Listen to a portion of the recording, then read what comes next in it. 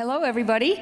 It's really awesome to be here in Munich. I'm so excited. I'm channeling my German roots here. I hope you like this. As my husband said to me earlier, this is not the typical attire of what we wear in Silicon Valley. So, but it means Oktoberfest, and that's a wonderful thing. So thank you very much for having me. I want to talk to you about PR. And the title of my talk here, PR is Dead, Long Live PR, is really about this idea that everybody wants press coverage, especially startups, because you think that getting a lot of press coverage is going to increase your sales. And it does help, no question about it. But the fact of the matter is, public relations has changed dramatically since the early days. Back in the days that I was working with Steve Jobs, it was a whole new, different ballgame. It was about the practice of building and maintaining with relationships with the press who could broadcast your story and influence your success.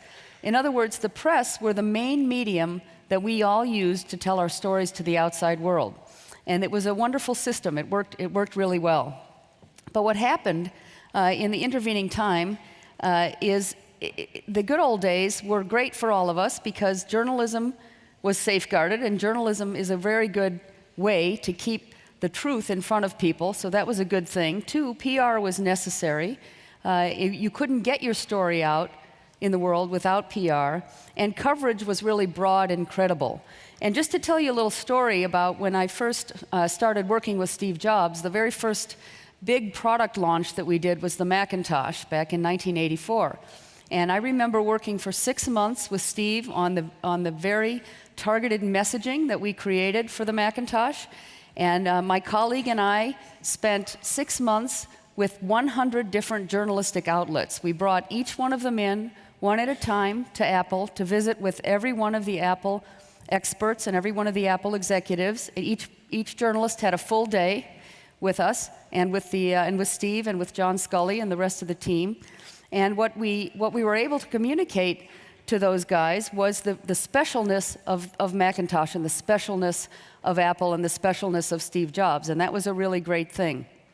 But unfortunately, Steve would only give them about 45 minutes, and in those days that was a lot of time. Today that might not even happen at all. But Steve was a really great spokesperson for the company. But our only way of communicating to the outside world was through those journalists. So the day that we launched the product on January 24th, 1984, at a big auditorium very much like this, I remember sitting in the audience and watching Steve give the talk and all the journalists in the back, and it was a great day. And when the thing was over with, I was driving home and I turned on the radio in my car and I heard the story that I had written for Apple that very day. Then I changed the station and I heard the same story again. I changed the station again and heard the same story again. And this was all happening because of journalism, because we had briefed all the journalists ahead of time and we had given them the story and they were mimicking back at us exactly what we had told to them. And that was the moment that I said, this PR stuff, it really works really well. But what happened is a bunch of things changed when the internet came out. The biggest thing was we got control over the story. Back in the day, we did not have control. While we were able to communicate with the journalists, there were a lot of times that we didn't have control over what they said. And if other news happened in the world, that would take precedent, that would get the coverage and not the thing that we wanted it to have. So what happened then is the internet exploded on the scene and it gave us a whole new way of communicating with the outside world, which actually gave us a whole lot more control over our stories. But what happened then is the press got disintermediated. And if any of you are journalists, I'm sorry to be able to say this in front of everyone, but the press basically struggled through their identity during this time in trying to figure out what role would they play to the outside world when they were having these struggles, because the internet gave us, companies, the opportunity to tell our stories in front of people before the press got to them. So the press sort of gave up their fact-checking process, which they used to have. Then they gave up their there are 3 sources. Press used to have 3 sources to publish any story, and they had to give that up because they didn't have time for it. And the third thing is they basically gave up their place at the front of the line for companies like Apple and other companies, because what happened is Apple now had control over its communication to the outside world once the internet happened. And so the press lost in this ballgame, which is very, very unfortunate. So PR in the 21st century, as a result of all of this internet stuff, is a very different ballgame. It's the practice of building and maintaining a prodigious digital footprint for your story in the market. Do you still need press for this? Yes, you do, but you don't need to start with the press. So what I want to tell you now is sort of 10 things to know about PR in the 21st century, so you can successfully tell your story with a prodigious digital footprint in the marketplace, and realize that the press are no longer critical to your success in a PR equation like they used to be. So let's go through what these 10 things are. First of all, positioning really matters. You need to target a white space in the market and know exactly what your role and relevance is. I actually wrote a book about this. It's called Get to Aha. I hope some of you will order it. It's available on Amazon, but it's all about the practice of positioning. And positioning is a complex activity. The way that I do positioning, it's all about starting with what is your company DNA, and then going through a whole lot of other lenses to make sure that the marketplace is ready for what it is you bring to the party. But essentially, it's important in today's world to tell your position, that you be differentiated. And here's the other important thing. It has to be authentic. It has to be who you are inside you. So the corporate DNA positioning methodology that I outline in the book is all about figuring out how to articulate who you really are at your DNA level, and then expressing that through your marketing. So it's critical to understand who you are and why you matter in the marketplace. And who you are is all about your DNA. Second, branding is really important in the new world of PR. It's about creating an emotional connection between you and your customer. So what are you shooting for? What is the actual feeling that you are shooting for in the marketplace? And I like to think about Red Bull, which I know is a great sponsor of this conference. And when you think about Red Bull, you probably think about excitement, you probably think about extreme, and you get a feeling when you think about Red Bull. And that is really because they do such a great job with their branding. And that is part of their public relations. It's part of their whole relationship with the outside world. 3, messaging. Messaging is your virus, and you have to infect everything with it. The idea is, once you create your messaging, it's not like you just say it 1 time or 2 times or put it on your website. This messaging becomes a virus, and I think of it as a virus because viruses are simple organisms that are easily replicable. And what you want for your messaging is to be just like a virus. You want it to be a simple organism that is easily replicable out in the marketplace. So you never want to change it. Once you figure out what that is, unless the marketplace changes, but once you figure out what that is, you want to infect every form of communication with your virus so that you can essentially create an infected marketplace with your story. That's the idea. So one of the things that you think what you will or say what you will about Donald Trump, but Donald Trump did a fantastic job with this particular thing here. What he did in the United States was he created this mantra about Make America Great Again. And whatever it is that he's done or doing, I won't comment on that, but I will say that he was an expert at creating that virus and infecting the entire marketplace with it. So that's what you want to do with your story, is create that virus and infect the marketplace with it. Next up is creating a narrative that is absolutely critical for your story. So messaging are the little phrases like "Make America Great Again," or a tagline like Nike's "Just Do It." Those are part of your messaging. But a narrative is actually a longer story about your company. It's the actual why do you exist and why do you exist now sort of thing. Why your company, why now? A great narrative out there in the market right now is Airbnb. I think we all probably are familiar with the founder's story of Airbnb. Brian Chesky wanted to spend some nights somewhere that was inexpensive, and he decided that it would be good to rent a couch instead of a bedroom, and voila, an entire industry was born against that idea. But the great thing about Airbnb is we all know that story, and we all connect with that story, and that is why he and his company have created this incredible movement, if you will, almost a shift in an industry. Because it isn't like Airbnb was the first company to create the idea of renting houses or renting rooms. But they translated it down to the level of the couch, and it fit along with the founder's story and his desire, and he created an entirely new industry around it. So it's really important to have a compelling narrative that answers the question, why your company and why now? The next number 5 is to master your owned, earned, and paid channels of distribution. Let me explain what those are. An owned channel of message distribution is everything you have complete control over.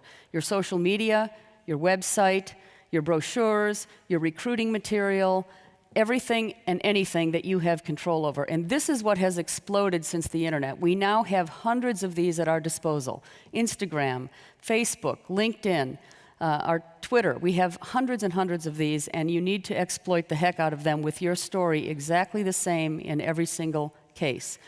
2, what is an earned channel of distribution? An earned channel of distribution is the press and the analyst community. So you certainly want to still communicate with the press and analysts. They're just not as important as they used to be, but you still need to communicate with them. So you want to master your earned channels.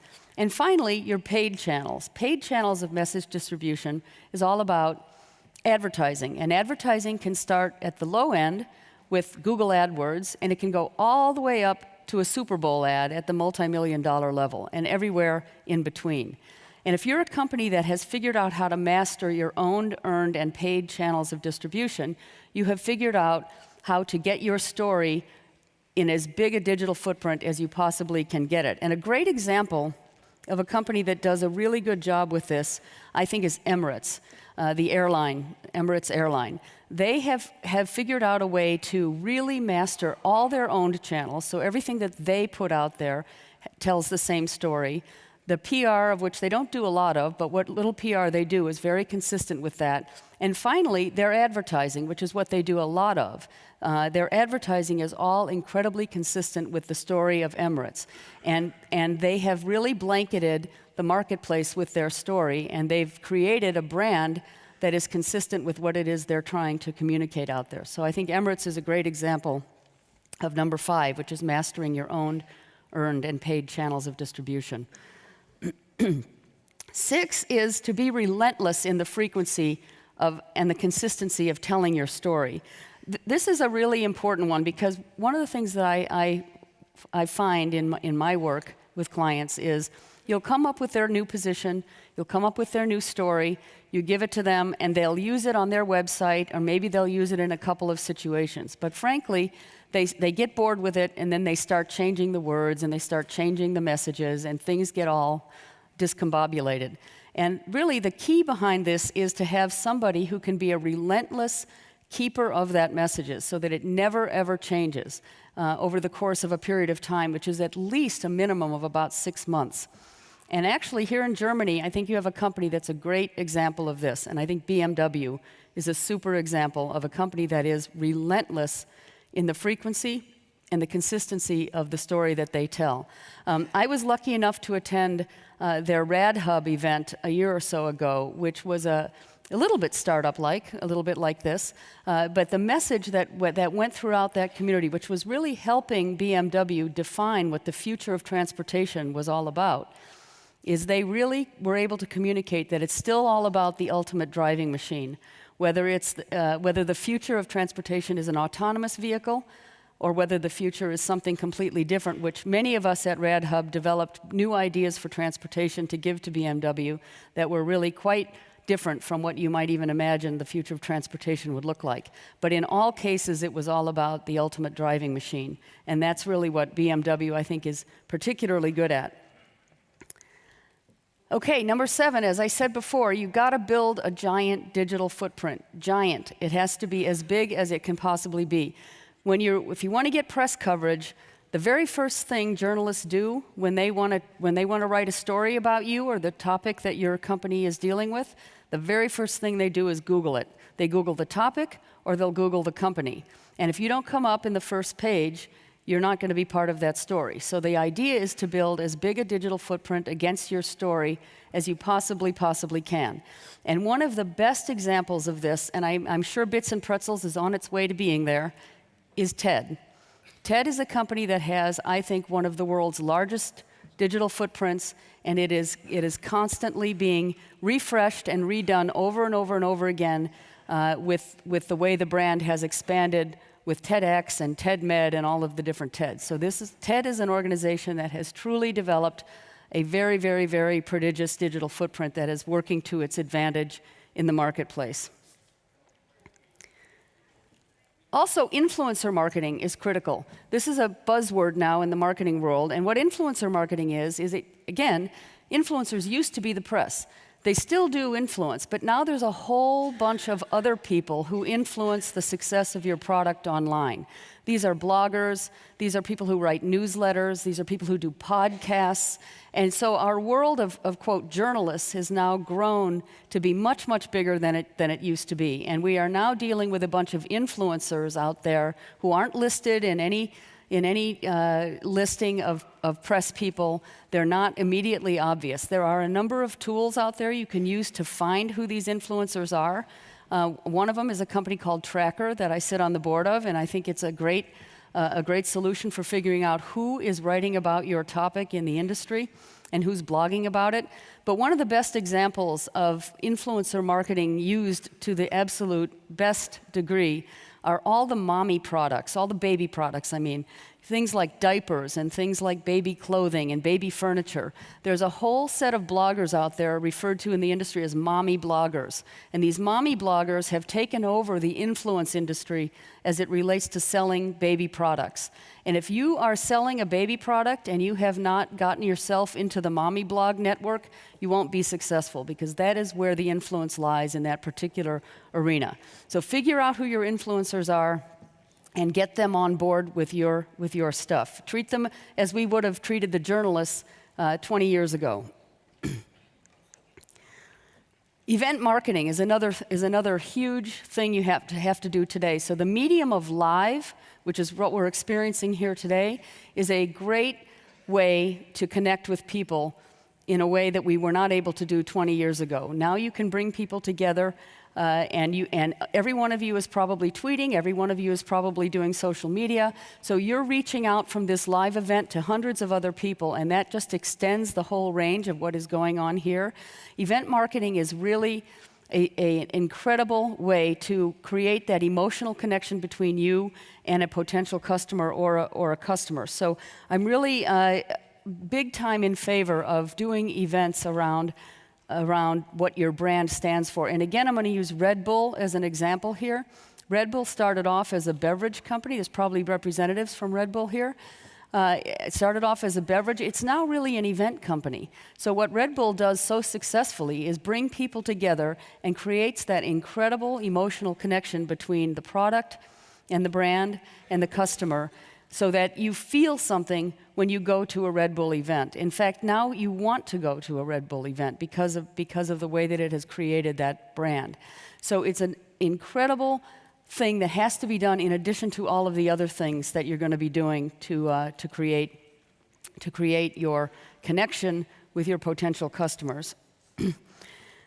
And the last thing I want to say is that PR is a lot like pornography. Everybody wants to measure PR, right? And there's 100 tools out there that give you the capability to measure PR. But the fact of the matter is it's a feeling thing. And that's why I say it's like pornography. It's something that you know it when you see it, but you don't necessarily know exactly how to measure it, and the line is very difficult to determine. So I like to talk a little bit about Uber and its spate of bad PR lately.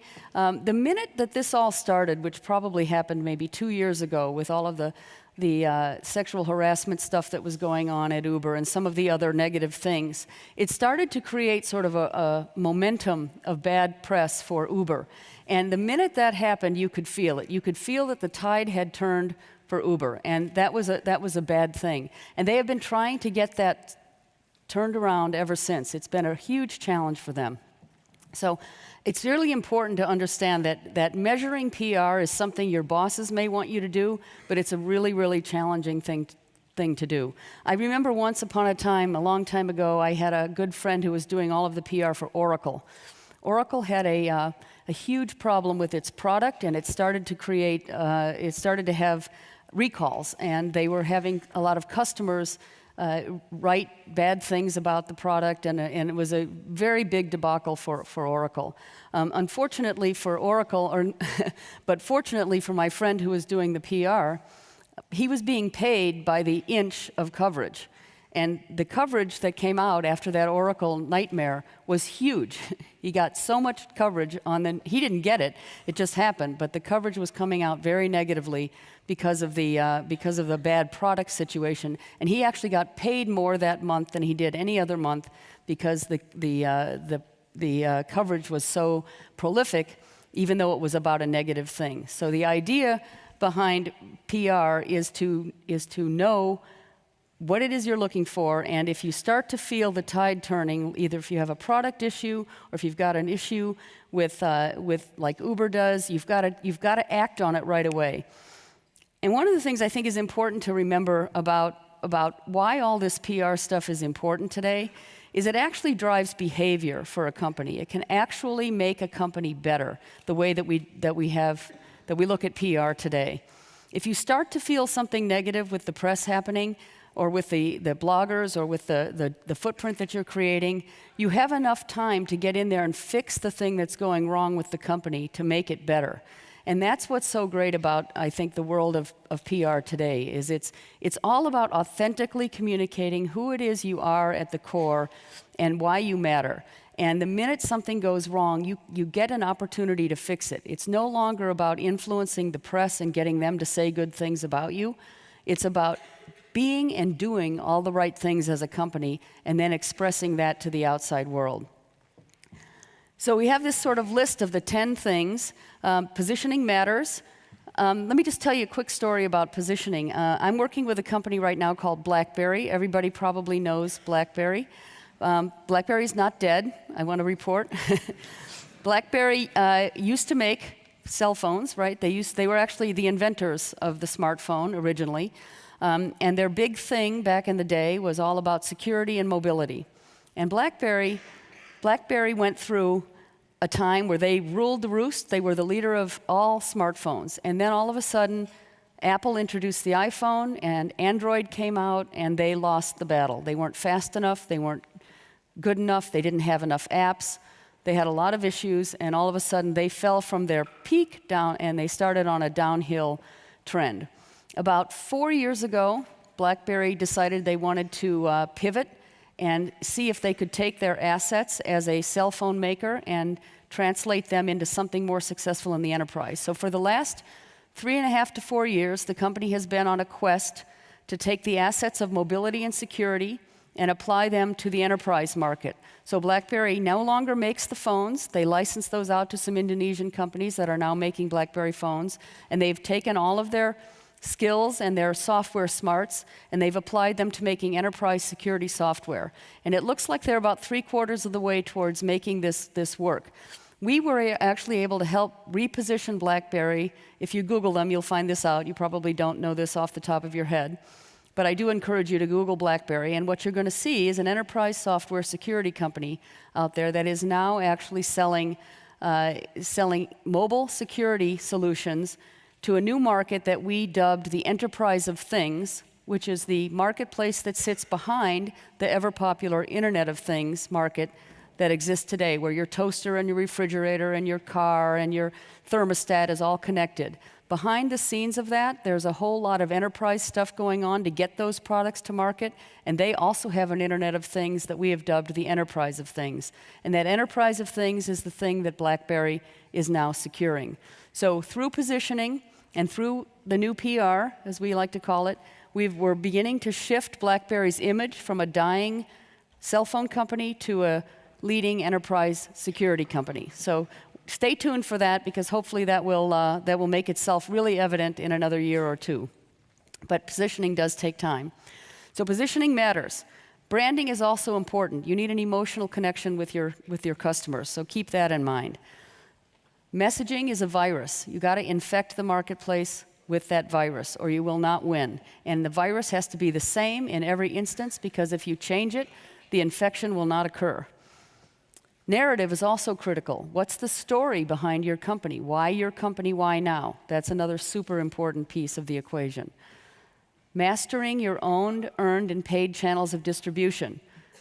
If you don't do this, you will not create the giant digital footprint that you have to create in order to be a successful PR story in the world today.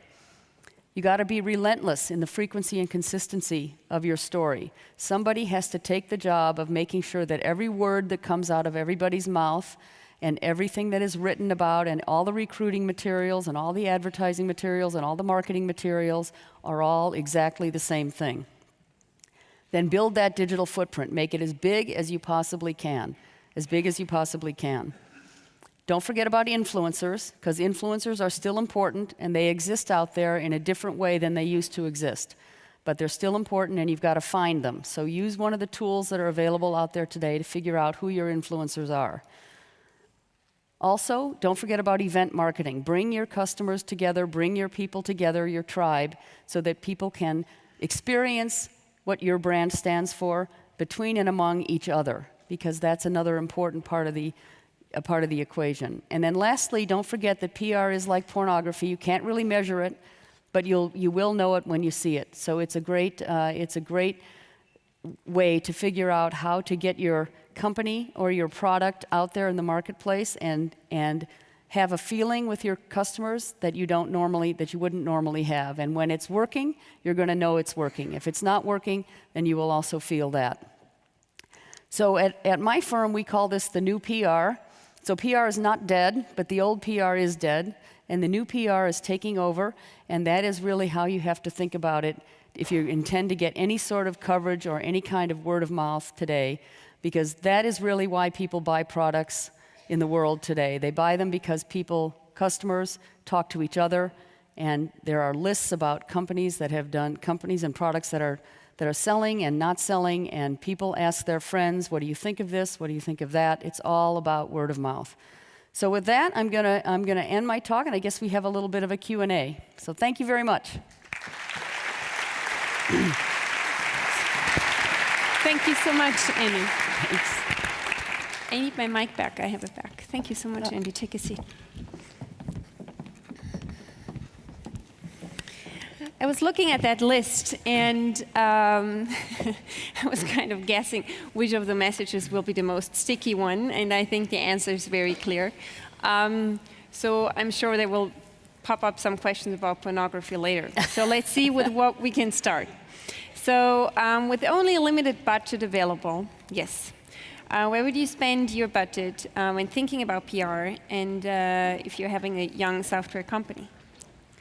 So if you have a small budget, and a lot of startups do have small budgets, the best thing to do is to work on your own channels, is to build as much of your own channels of distribution as you can. So every messaging that you have control over, whether it's your website or your marketing materials or your social media, all of that, you should take the opportunity to make sure that your message is infected in all of that dramatically. You can change the market with only using your own channels, and that's pretty much free. If it's well done. Right? True. If it's well done. Yeah.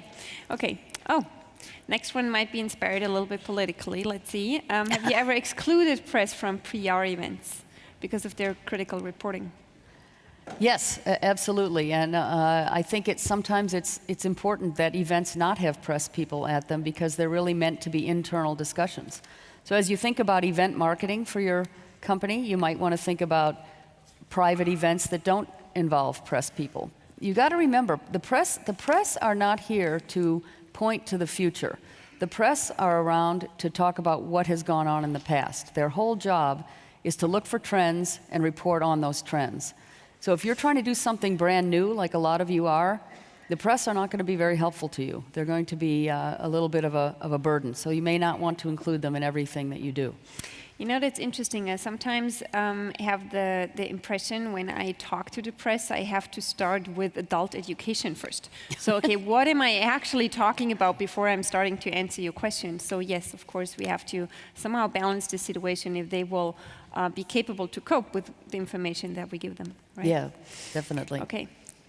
So, great list, but there is a but. Where to start for a startup at day one and how to build on it? The first thing startups really need to do is find your position in the marketplace, which is what is your specific role and relevance in the marketplace. That sounds like a very, very simple thing, but if you can't answer that question, what is my role and what is my relevance in the market, then you haven't figured out the positioning equation. So that's the first thing to do. And then from there, you develop messaging that goes along with it. And then from there, you develop a narrative that goes with the messaging, and that's when you get to start infecting the market. That leads into the next question, which is about how to find the right name, and then how to develop a story out of that. The name for a company or product? Yeah. So a lot of times in the work that we do, those names just pop out of the process magically, because if you're doing the right positioning and the right messaging, sometimes you'll notice that a name will just make itself evident. If not, there's plenty of people out there who do naming in a very, very professional way, and I would highly recommend hiring one of them because they have a way of coming up with thousands of options for you. And in today's world, when you're trying to match the URL to your name, a lot of it has already been taken. So sometimes it's really good to hire a professional for the naming piece. It's very true, and not the cheapest thing at the same time. Although yeah. we work with somebody who's actually very inexpensive, so it's not as expensive as you may think. It's not at all that expensive. Could you give it the price tag? What do you think? The person that we work with that does this charges about $10,000 to $15,000. Okay. American. So yeah. Not bad. That's a bargain for everyone. That is a bargain. No, I'm kidding. So, can you share a total PR fail from your career? And what did you learn? Wow, a PR failure. Well, there's been a lot of PR failures, and I think, let me think if I can... Pick the coolest one. Pick the coolest failure. Oh my God, wow. I don't even know if I can think of a... Oh, sure, I can think of an Apple one if that's okay. It's kind of an old one, but Apple introduced a product called the Apple IIc shortly after they introduced the Macintosh. And oddly enough, the Apple IIc was just a smaller version of the Apple II, but they had already introduced the Macintosh. And so the world was already kind of moving in the direction of Mac, and here they are introducing this other Apple IIc. So the ad agency decided they were going to develop an ad campaign for the Apple IIc that was going to position it as a very high-end business computer, and they did a big advertisement about the Apple IIc running a bunch of multi-story skyscrapers. And the whole thing just fell apart immediately. And I will say that also there was an earthquake the day that we launched the product. So when we launched it, all the news coverage the next day was about the earthquake in California and not about the Apple IIc. And shortly thereafter, the whole product just fizzled away. So it didn't get good PR. The advertising was off base. And Mother Nature took over.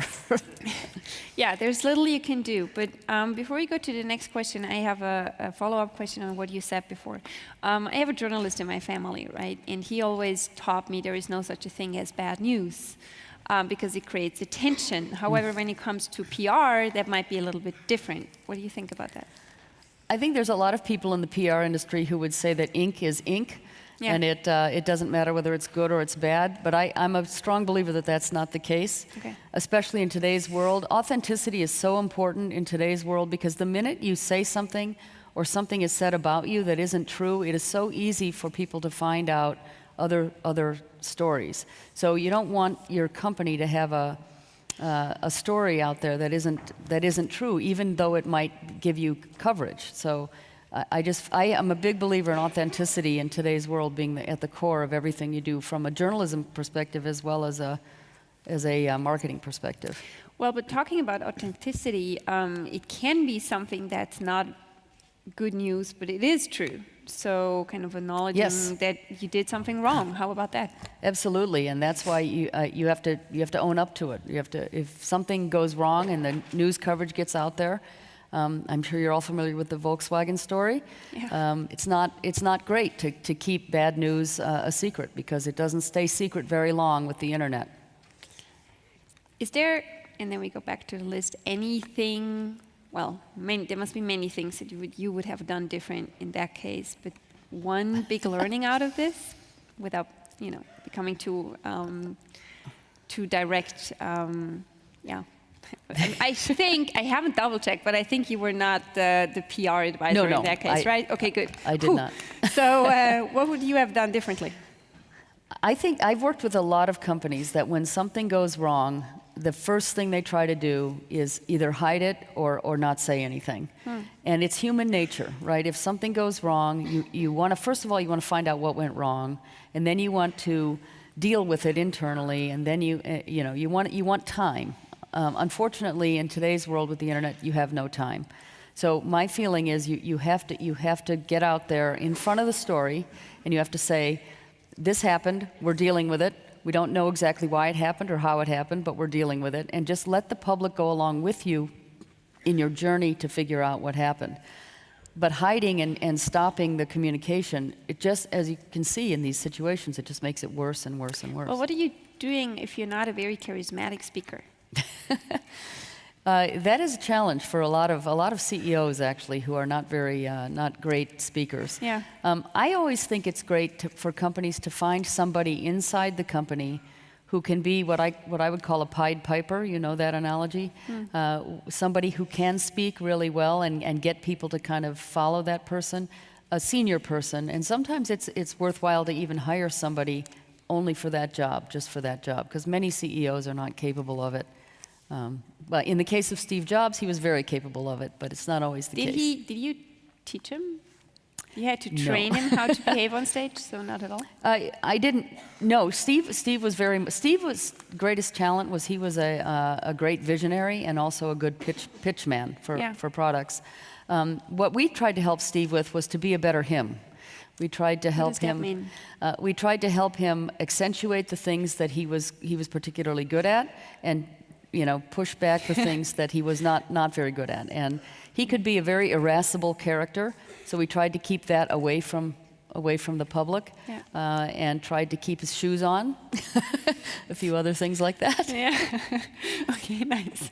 Well, everyone who read the book about him must know what you're talking about. There were some sides of his personality that were maybe not meant for PR. Right. Okay. So let's go back to our list here. How does influencer marketing fit into a B2B case? So there are influencers for everything out there, and B2B is no different. Let me say one thing about B2B. There isn't as big a difference in the B2B world than from the B2C world as you may think. When you're selling B2B, you're selling to people. And people buy products, and people have emotions, and people also have rational sides. And so I've coined this term, I call it B2P, business to people, so that whether you're selling B2B or B2C, you're still selling to people, and you still have to use the same tactics that you would if you were selling a consumer product. So it's not that different. And there are people out there who write blogs about B2B products. In fact, there's more of those than there are I think, who write about consumer stuff. So they still exist. They're out there. Perfect bridge to the next question, which is how to build up a relationship to journalists, or how to approach them in the right way so it doesn't come across cheesy. Well, the first thing you have to do before you talk to any journalist is make sure you have a digital footprint out there, because the first thing they're going to do is Google you, and if you're not on there, you're not going to matter to them. So first, build up your own digital footprint, and then secondly, read what it is that they write. Depending on who you're approaching, make sure you know what he or she's written about, what he or she cares about, and then you want to match your story with what he or she does in the marketplace. You don't want to be trying to sell them on something that they don't write about or don't care about. Journalists get, I'm sure your relative would tell you this, they get thousands of pitches every day from people, thousands. Most of it, they don't even look at. It just all goes away. And you can avoid a lot of that getting tossed in the garbage can if you A, have a digital footprint first, and B, are pitching specifically to that journalist, knowing what that journalist cares about and what that journalist writes about. And then you want to try to do it, face to face or in person. The email stuff doesn't really work with journalists. It comes back to preparation, which also Rainer talked about in our first presentation. And unfortunately, it's something that we entrepreneurs are not very good at because we are always, more ambitious than our schedule is. So, but yes, obviously, it's something that is highly important, of course. Interesting question. Do you think that German PR works in the same or along the same rules that you described? Someone in the room experienced that their reaction from the press was rather cynical or unmoved by entrepreneurial news, possibly because they didn't understand what it was about or because they didn't want to process it. Yeah, I actually think the German press works very, very much similar to the American press. There are countries in the world where it doesn't work that way. China is one of them. But I think the Western world operates pretty much the same way. And again, don't go to the press first. The press should be the last people you go to, the very last people. The first thing you should do is build your own digital footprint. Get your positioning right, get your story right, build your own digital footprint. And then when you're done with all of that, then you can go to the press. But don't go to the press first. They will all have that reaction. They've heard it thousands of times. It doesn't matter how special you think you are, they've heard it thousands of times. So don't even go there, because then you'll screw up your opportunity to have a relationship with that person later on. I'm laughing about the next question. Is mocking your competitor okay? Really? Is what? Is mocking your competitor okay? What do you think? I think there are cases where that is okay, yeah. Okay. There was a cases like, give us an example. Well, there was a situation for years in Silicon Valley where Sybase was on one side of 101, which was the big highway that runs through Silicon Valley, and Oracle was on the other, and they would have billboard wars with each other. And they were nasty. They were really nasty. They were also very funny. But it became a thing in Silicon Valley for these two companies to be, boxing each other all the time. And yes, I think it can be very funny, but it has to be done well. It can't be done cheeky or nasty or below the line. But yeah, I think it's okay sometimes. Okay. Better make sure you can win, though. Yeah, very true. Would you share a personal story from working with Steve Jobs? Sure. So there's actually several stories. Let's see. Maybe I'll tell the story about the time that he fired me like 5 times. So I've been. How was that? I'll tell the story about one of the times that he fired me. The first time that he fired me, actually, he called me into this conference room, and he had his CFO sitting there, and he said, I'm going to let you go because I think the work you're doing is really bad, and we're just done. We're done. And of course, I just started my company. He was my brand new account. This was when he was at Next, by the way, not when he was at Apple. And I was pretty much devastated, and I kind of left in tears and all of that. Not in front of him, but when I finally got home, I was like, oh my God, what am I going to do? So I called my mentor, Regis McKenna, who was the man that I worked for before I had started my own company. And Regis said, if you're going to deal with Steve Jobs, you have to have something over him. And I said, I don't have anything over Steve Jobs. What do I have over Steve Jobs? And he said, well, you actually do have something over Steve, and that is your relationships with the business press. And I said, oh, okay, I got it. So this is where the press relations was a good thing. Yeah. So I went back and I got a meeting with Steve again. And again, he told me, I'm firing you because I didn't like what you did. I don't like your work. We're done. And I said, Steve, you owe me $35,000. I have to make payroll. I need that money. And I already did the work, so you need to pay me. And he said, no. I said, we're done. It was terrible. I'm not working with you. And I said, okay, Steve, let me just tell you one thing. I currently get about 30 or 40 phone calls a week from business press journalists who ask me what it was like to work with you. And I currently tell them very nice things. And then he wrote me a check. Well done. And then he hired you again. Pardon? And then he hired you again. And then he hired me again. Good. 4 more times, yeah. Yeah, well, I think he acknowledged brave people, right? So that was he was. He was a very special person who was incredibly gifted, and it was an honor and a privilege to work with him. Nice. I think that's the closing word. Thank you Great. so much, Thank you. Amy.